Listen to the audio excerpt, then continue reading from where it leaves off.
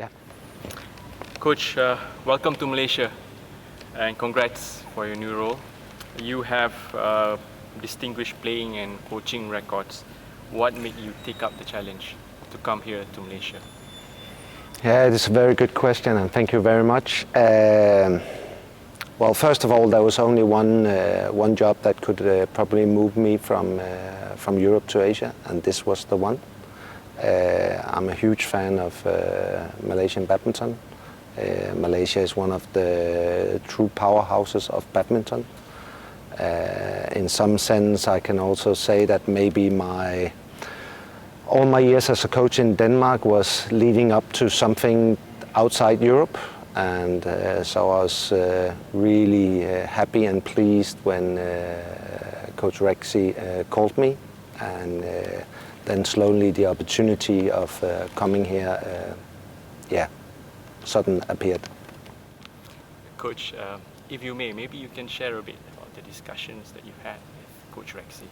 Well, the discussion were a little bit about the philosophy and ideas, more or less also what he was looking for, which was kind of crucial in this sense, as it's a role that I really appreciate, and also some of the ideas I gave back, I assume is what he wanted to hear.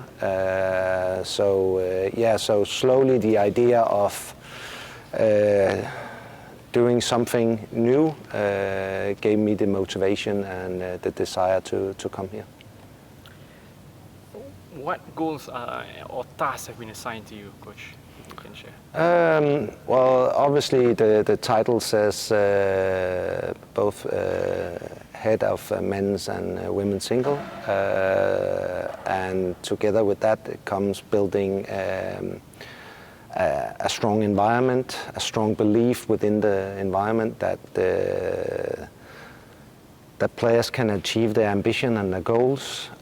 So that is for the team of coaches, for the full team to try to apply to that and try to reach those goals. But a clear path, I think, is also important.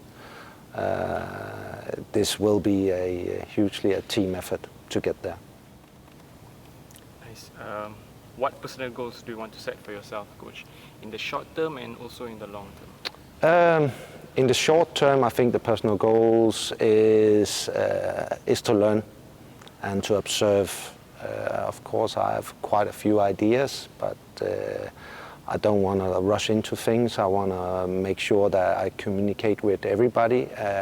So before we make any short-term changes, I want to make sure that I've been around most of the players and the coaches, and communication is key here. Of course, long-term goal is to develop each player to his or her limits, so to speak, to see where their full potential are.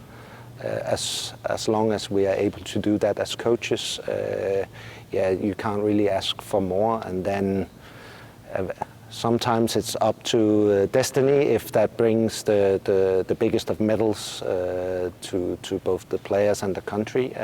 But for me, it's very much about bringing out the best in each player and getting to that full potential. Okay. You've touched on philosophy just now, Coach, coaching philosophy. That one of the things that you discussed with Coach Rexy, right? Okay, so there are some comments saying that Jurgen Klopp's style is heavy metal football. Your style would be heavy metal badminton. Is it true, or? I think it's a little bit, of course, a little bit more complicated than that. I think I try to use all the knowledge I have, all the knowledge of the experts from strength and conditioning, psychology, and put that into one. I think my philosophy on court is that there is no stone that we leave unturned.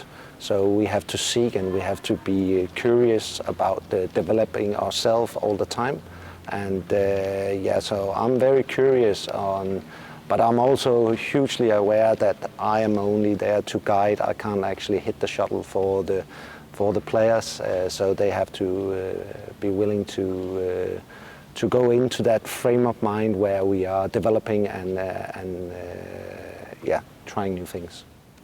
Okay, it might be a bit early to ask, but what are the foundational things that you look to implement when you officially start in January, Coach? I think it is actually very early to ask that question, because some of it will be shaped by the answers I receive from both my colleagues and also from the players, because, as I said, I have a good idea where I want to go, but I need to understand the culture and the players' mindset before just forcing something on them. But what I need from the players is to take ownership of their own career. In that sense, ownership is a strong word. It can mean a lot, but through communication and joint decision making, then I believe we can get there. I will be there. My door will always be open. I've been a player myself, so I understand the mindset and the doubts you have as a player. So I will always be able to listen to them, and most of the time I'll probably understand. Doesn't mean that I will say that they're right in their mind or they're right in that way of thinking, but I'll always be open to have a discussion about. I think the key is in the discussion, so you see eye to eye on how you're gonna develop your game.